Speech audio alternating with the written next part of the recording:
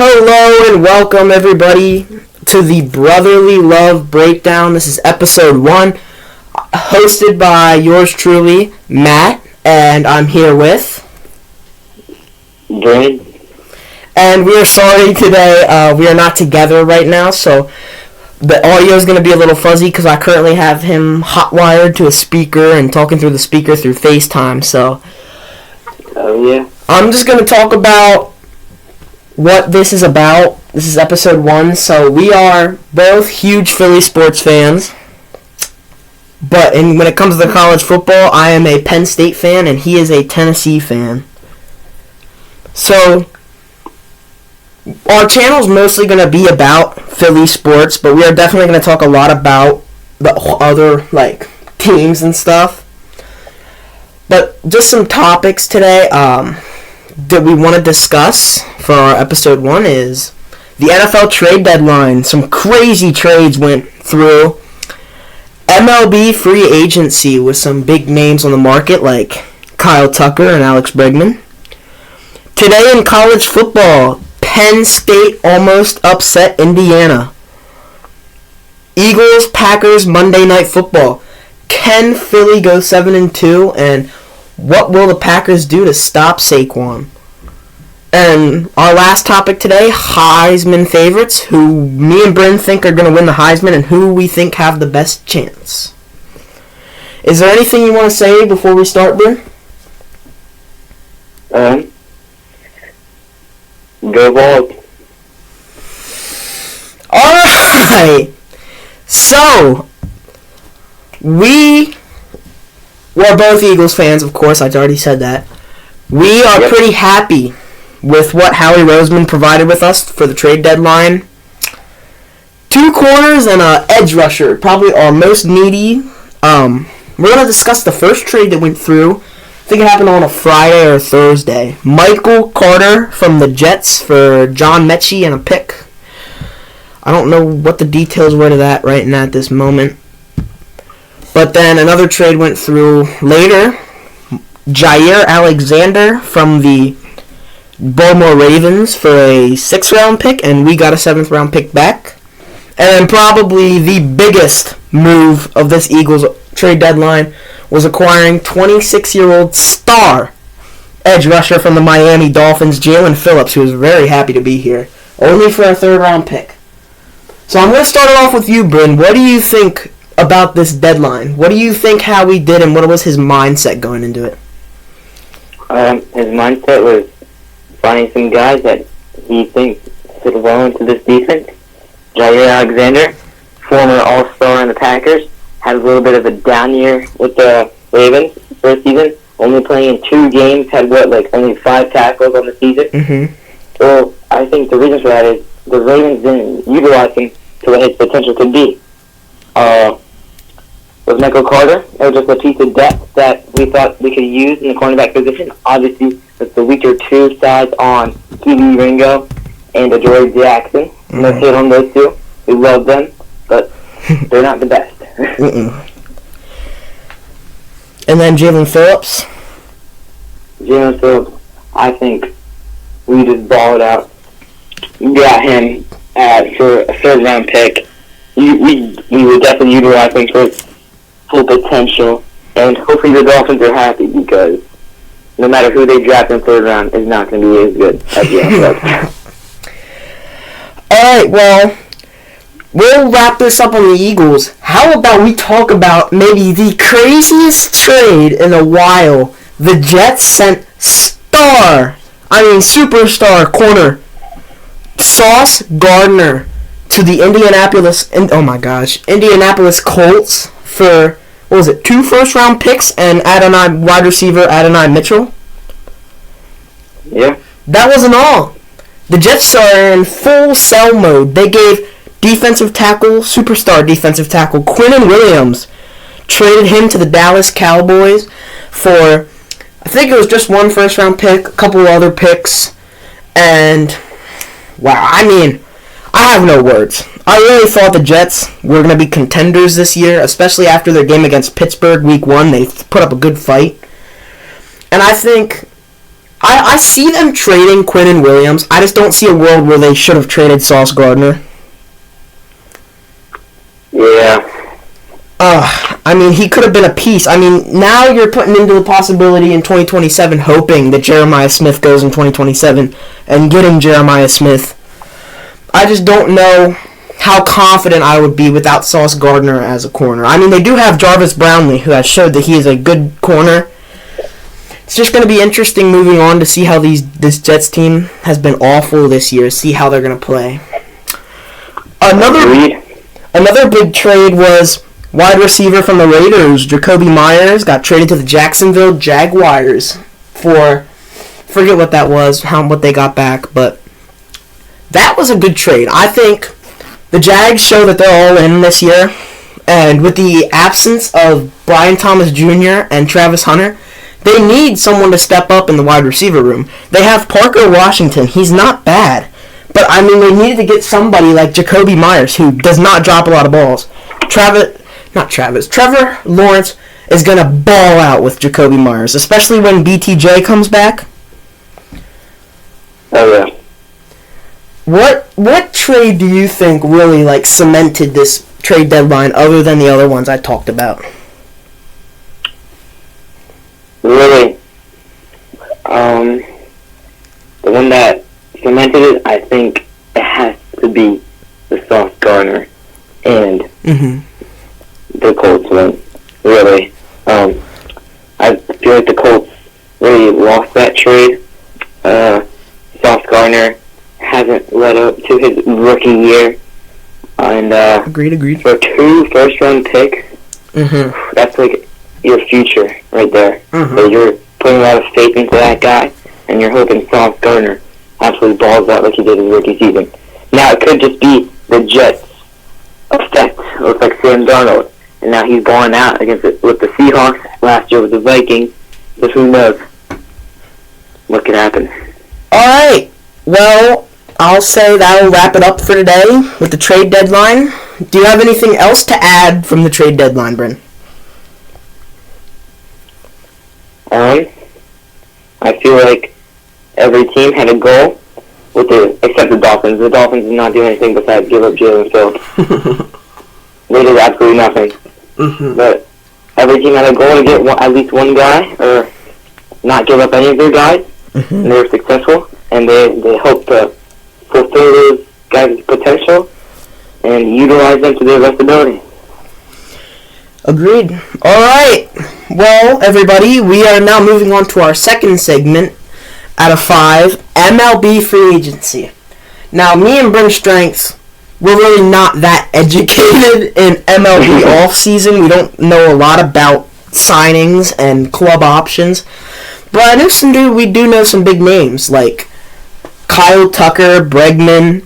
You got Shota Imanaga, who opted out of his deal with the Cubs. You got Pete Alonso. You just got these big names on the market. We are both Kyle Schwarber. Oh yeah, we are both Phillies fans, so hoping to bring Schwarber back. But that would be amazing. I'm thinking it might be a Juan Soto ordeal. The Yankees couldn't bring back Juan Soto. I know they wanted to last year. They couldn't bring him back. But it opened up the possibility of them saving, what, $800 million? Yes, he is not worth the price. It saved them from spending that much, which led to them getting Max Fried, led to them getting Cody Bellinger, led to them getting Devin Williams. I mean, it could be like that for the Phillies this year. You might want to avoid a contract with Schwarber. And I was thinking about the possibility. I've been telling this to my grandpa. Shout out, Pap, my dad, and we were talking, and I'm like, what if Schwarber goes? You can move Bryce Harper back to right field, because it's pretty set in stone that Castellanos is gone. You can move Harper back to right field, which I wouldn't say that's ideal, because he's learned the first base position. He's really good at it. I think you could trade Castellanos for something, move Harper to right, and then sign Pete Alonso. Pete Alonso plays first. Heck, move Bohm to DH, sign Bregman. I mean, I don't know. I mean, this has to be a big offseason for Dave Dombrowski. He has really did nothing last year.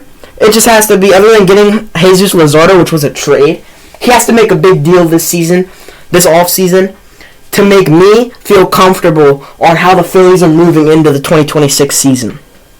How about you, Bryn? Yeah, I said it perfectly clear. It was kind of disappointing last year about how little the Phillies were with adding new faces to the offense and stuff into the field. I'm not really educated on baseball. I just watch the Phillies and support them. So I'd love to see some new faces here, hopefully for the better of the franchise, and hopefully we can be contenders next year after this offseason.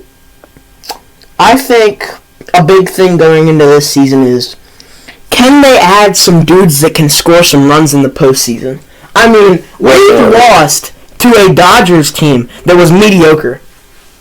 Their offense couldn't do anything, but their pitchers were just shutting us down. Glasnow, Snell, everybody was just shutting us down. And I don't think you can do that. It's the same story with the Mets last year. The Mets series, we got shut down, and then the relievers couldn't hold an inning. I mean, like, it's got to be different this year. If they want to keep this core together, it's got to be different. Is there anything else you would like to add, Bryn? No, I think we covered everything. Thank you. Alright, well, today, our third segment is a segment Bryn's really giddy to talk about, is Today in College Football.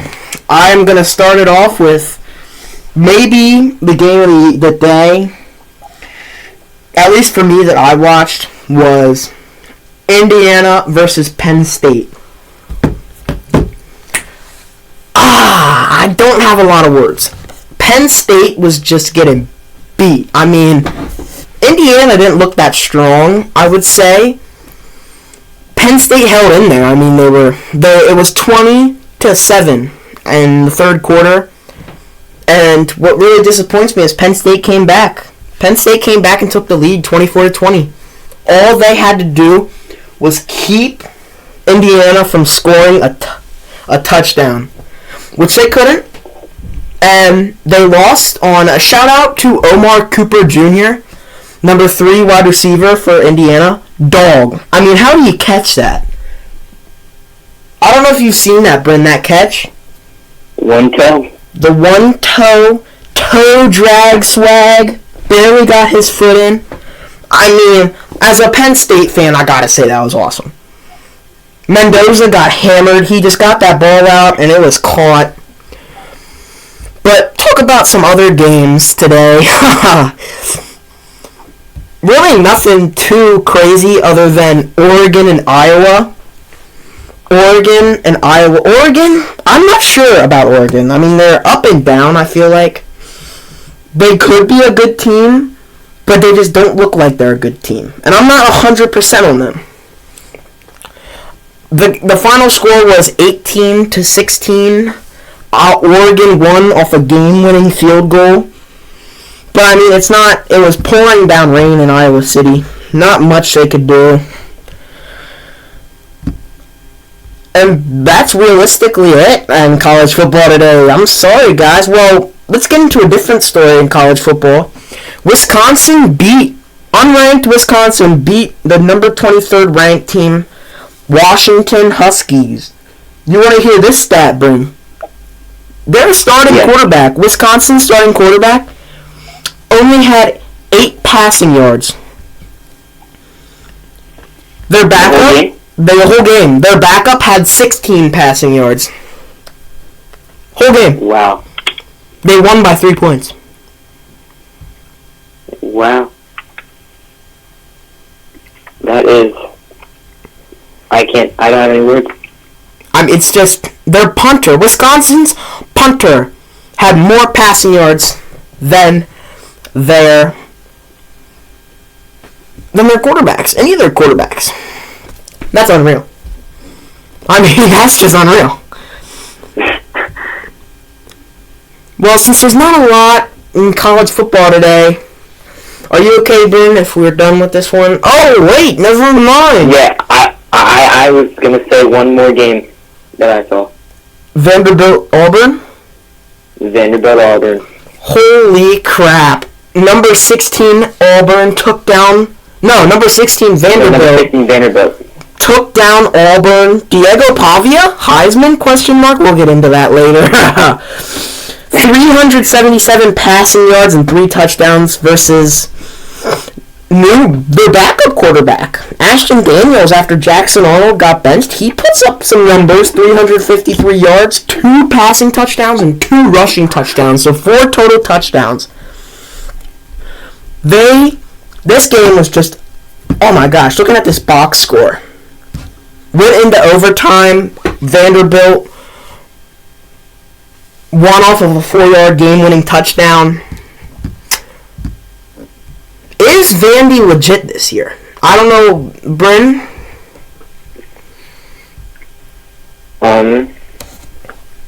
I would say they are legit this year.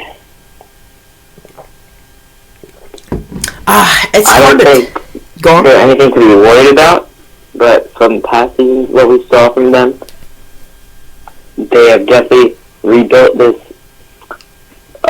school and program. I don't know for how long it's going to be like this, but Diego Pavia is unfortunately leading them to really good high hopes this season. Do you think Diego Pavia is kind of putting them on his back? Yes, I do. All right. Well, is there anything you'd like to add on to the college football today, Bryn? A little bit of your volunteers. No. The Vols play today? The Vols did not play today. They had a bye week this week.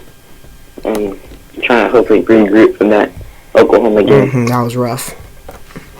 Yes, it was. All right.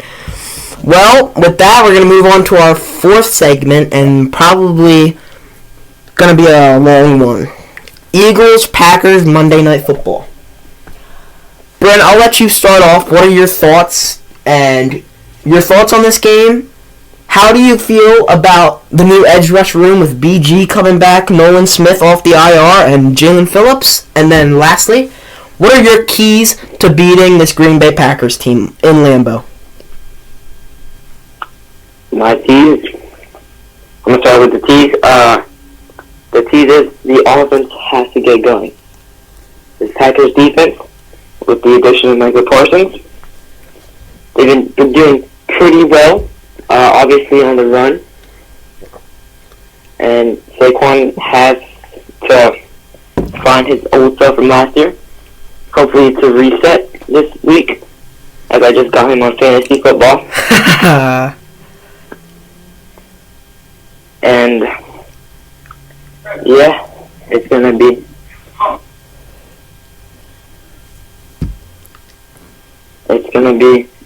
a hard-fought game.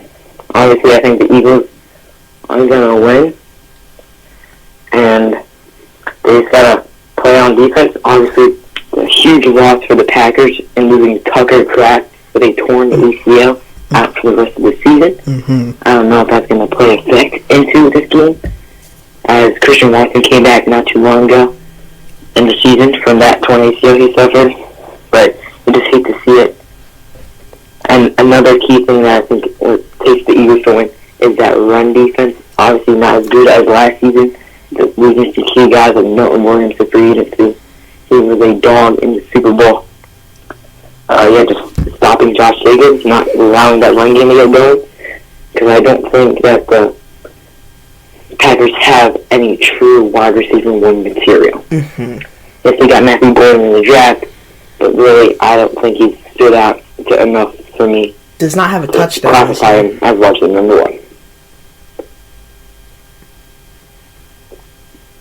And how do you feel about this edge rusher room with the 3 new guys to add to it? I think it's going to be a dog fight on the Packers offensive line. I'm really excited to see these guys play. Look at the trio, and they got the motivation of BG out there. Mm-hmm. It's going to be a fun one to watch. And then, what was the last thing I said? Oh, shoot. Oh, just thoughts. Any last thoughts? No? Yeah, I'm just really excited to see, and I'm hoping Vic Fangio, I'm hoping and praying he plays Jair Alexander. I think getting Jair Alexander and Michael Carter kind of expands the opportunity to move Cooper DeJean to the nickel. And doing that, I did see how he said Michael Carter may play a little safety. I mean, Michael Carter can play anywhere in the secondary, so I'm excited to see that. But I'm just hoping he plays Jair Alexander next to Quinion, and that'll be fun to watch in the edge room. I'm pumped. I mean, Jalen Phillips, I've followed him. Like, I've just seen how he's played, but I truly did not know how big he was. I mean, that's a huge human being, and how fast he moves off the line. I just feel it's going to be good, and I think, like you said, the leadership of BG being back there, there's been some problems this year. Locker room drama. They didn't have that same motivation. Losing BG and CJ Gardner-Johnson, two hype guys. I think I'm just really excited to see what Nolan Smith can do, being back from the injury. I'm just excited, I think the Eagles pose a good threat to the Green Bay Packers, considering the Green Bay Packers looked awful last week versus the Carolina Panthers. But what the Panthers did was, the Panthers forced Jordan Love to throw the ball deep. They're like, here, you can throw it deep, see what happens. It was intercepted. It's going to be hard knowing that Micah Parsons knows Jalen Hurts. Like, what he does. He's played against Jalen Hurts many times. He's played against Saquon twice last year. And when he was on the Giants.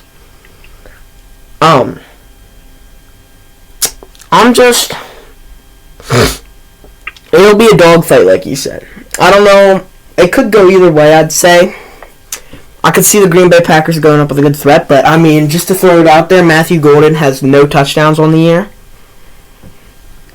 Romeo Doubs is very good. I like him. And Christian Watson just came back, like you said. And Jaden Reed is hurt. He's been hurt. Like you said, Tucker Kraft tore his ACL. And it's just going to be a good game, I'd say. Monday Night Football, perfect with a chance of snow in Wisconsin. What a game that would be. I think we all remember Saquon's snow game last year versus the Rams. Yes, we do. All right. Well, before we move on to Heisman favorites, anything you would like to add? No, just go Birds. Go Birds, that's right. All right. We're moving on to our last final category segment for your episode 1 of Brotherly Love Breakdown. From the bottom of my heart, I want to say thank you if you're listening to this, and there's many more to come. This was an idea I literally brought up a few hours ago. Got it done. Hoping this reaches a good audience and you enjoy two best friends trying to make it. See what this can do, see if this will take off. Alright, with our last segment is Heisman favorites. I'll go first and then I'll let Bryn go. I do not understand the hype with Fernando Mendoza. He looked mediocre today versus Penn State. Versus an offense that Julian Sain put up like 3 touchdowns and 300 yards. Fernando Mendoza didn't have a passing touchdown until a miracle catch at the end of the game. Fernando Mendoza, okay, The defense for the Penn State Nittany Lions was awesome today. They were getting sacks, they were getting home, they were hitting him. The corners are terrible. I'm just going to say it, terrible. King Mac, shout out King Mac. Dude's a dog, loves Penn State, loves being a Nittany Lion. Transferred from Alabama to come back to Penn State after being here. Dude had a clutch interception to set up the Nick Singleton touchdown, which we took the lead but ended up losing. I believe Fernando Mendoza's good. I don't believe he's number one pick good or Heisman good. I'm just going to take a look at his stats, but I mean today he only had 200 passing yards and 1 passing touchdown and 1 interception. Last week against Maryland, I'm telling you this is Maryland, 201 passing yards, 1 passing touchdown, and 1 interception. That could be also because they have a very good run game. And I'm not trying to put Mendoza, I'm not trying to say anything about Mendoza. I believe he's a good prospect. I love his personality. He's a good player. I just don't think he's number one pick. Last week he put up 3. The week before that was 3 touchdowns and only 168 passing yards. Fernando Mendoza only has 1 game where he's thrown 300 passing yards. Now he's thrown 4 touchdowns. He has 2 4-touchdown games, 2 5-touchdowns games. I could see him going in the first round, but I don't see him going number 1. We looked into this year thinking that this draft class for quarterbacks was going to be good, and it's turned out to be a stinker. Drew Aller got hurt. Dante Moore is kind of Lenore Sellers is kind of Arch Manning probably won't get drafted this year. He'll probably go next year. But if I'm being honest, and this is coming from the bottom of my heart as a Penn State fan, I believe Julian Sayin is the Heisman this year. I mean, the dude can ball. And I think another factor is he plays for Ohio State. If you play for Ohio State, you're going to be in a good offense. Do I say put him on Penn State? Is he doing as good? No. He has Jeremiah. He has the best player in college football. But I think Julian Sayin is my Heisman. Runner-up will probably be Mendoza, and then after him, a true dog. Just a true dog. Doesn't go to a big-name college. Kind of big name, not that big name. Already talked about him. Just shout out Diego Pavia, dude. He just puts the team on his back. He's a rough runner. Good NFL prospect. Cocky as hell, and I love it. This guy can back up his talk. Alright, Bryn, I'll let you go. Who are your Heisman favorites? Alright, so I'm going to start off with Julian Sayin. Now, you said you think he's gonna be your number 1 vote to win the Heisman. I personally do not think he is at all in Heisman contention. I believe he is talented, he's very talented, but I'm not impressed that he's balling out against no-name schools. Like, who they play today? Purdue? No-name team. I forget who else they played in the season. Exactly. I don't even remember who else they played because they're nobody. Last week they played a washed Penn State team that doesn't have a head coach. Julian Sayin, I love his potential. I just don't think he's up there. I mean, yes, it's just stats. Stats are heavily affected the Heisman race, and his stats are very good. But me personally, I don't think the stats to team ratio is good enough to say that, I'm picking him all day, every day to win the Heisman. Okay. Now, someone that I will say is Heisman potential, Marcel Reed, quarterback for Texas A&M. I can see that. He has not had a game under 180 passing yards. He's going up against guys like Notre Dame, Auburn at the beginning of the year was kind of good. Mississippi State, division opponent, could be good. Florida actually had a down year this year. It really lived down the hype. Arkansas once again, division opponent, not really strong enough. He put up that game. He put up like 280 passing yards, 3 passing touchdowns. Then he went to LSU, got the dub, and then today finishes off with Missouri. I mean, they're all conference ranked teams, so anything can happen. I think he's that guy that goes in there and says, "Hey guys, let's do this. Let's get this done, and let's go win this game." So he had 221 passing yards and 2 touchdowns.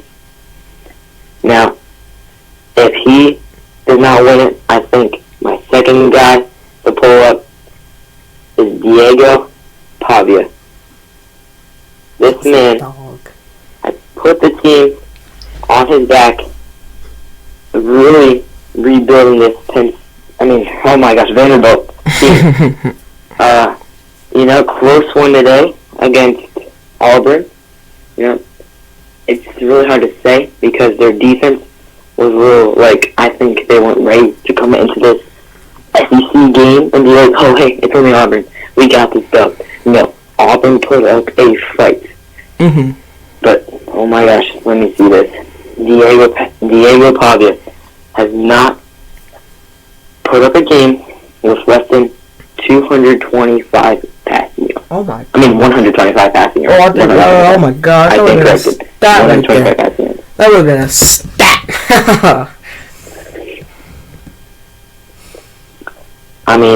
There's some unworthy named teams, but really, I'm really impressed. He only lost to Alabama and Texas.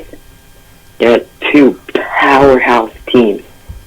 But really, if he goes into the next powerhouse game and wins, I really like that team to stat ratio, unlike with Julian saying. Other than that, I think those are my 2 key people to win the Heisman. And yeah, I think those guys are dogs. All respect to Julian saying, but once again, that team to stat ratio, I think the stats outweigh the teams. I think they have to be even, like a balance on a scale. The teams have to be mid and good, and the stats have to be great against those guys. Thank you. All right. I think it's definitely not like how it was last year. Last year might have been one of the greatest. You had Ashton Genty and Travis Hunter. What a dog fight that was.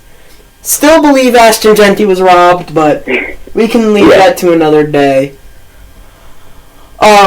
It's definitely not. There's not a clear winner this year, and that's what's hard about talking about this. Is there's not a clear winner, and I don't think it's gonna be. There will be. There's other guys that are like Mendoza. If he puts up a good game versus Ohio State, I would cement him as a Heisman favorite. Julian Sain's got to do something. And Diego Pavia just got to be Diego Pavia, dude. Dude's a baller. I just can't keep complimenting him. Alright. Well, anything else you would like to add for today's episode, Bryn? No, I just hope you guys enjoy this. There's many more to come, so be aware of that. And keep following us, because we got some takes we'd like to share out with you guys.